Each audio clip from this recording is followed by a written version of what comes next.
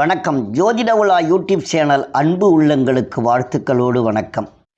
இன்றைய தினம் மார்கழி திங்கள் 25ஆம் நாள் ஆண்டாள் அருளிச் செய்த திருப்பாவையில் இருந்து 25வது பாசுரத்தையும் அதற்குண்டான சிறு விளக்கங்களையும் இப்பொழுது நாம் பார்க்க இருக்கிறோம்.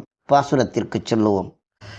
ஒருத்தி மகனாய் பிறந்து ஓரிரவில் ஒருத்தி மகனாய் ஒளித்து வளர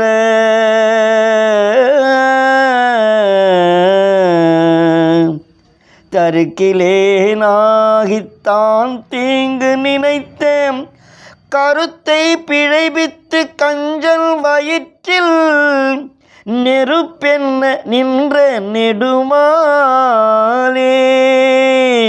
உன்னை அருதித்து வந்தோம் பறைதருகியாகில் திருத்தக்க செல்வமும் சேவகமும் யாம் பாடி வருத்தமும் தீர்ந்து மகிழ்ந்தேனோர் எம்பாவான்.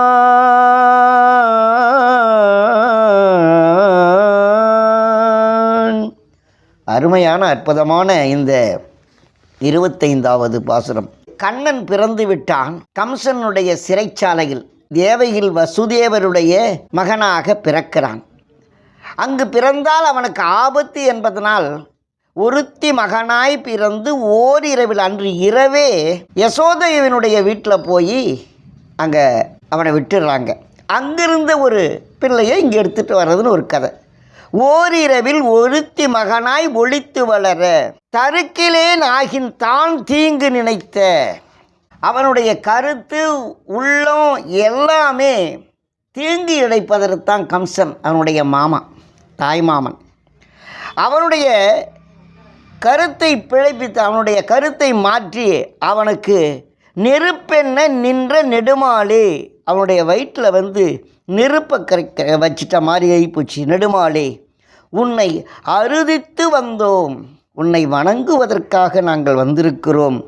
திருத்தக்க செல்வமும் சேவகமும் யாம் பாடி வருத்தமும் தீர்ந்து மகிழ்ந்தேலோர் எம்பாவாய்.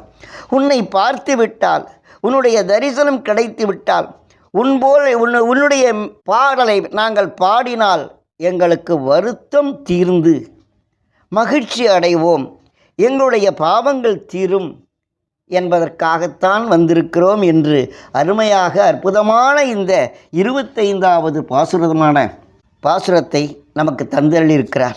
நாளைய தினம் 26வது பாசுரமும் அதற்குண்டான சிறு விளக்கங்களையும் கேட்போம். வணக்கம்.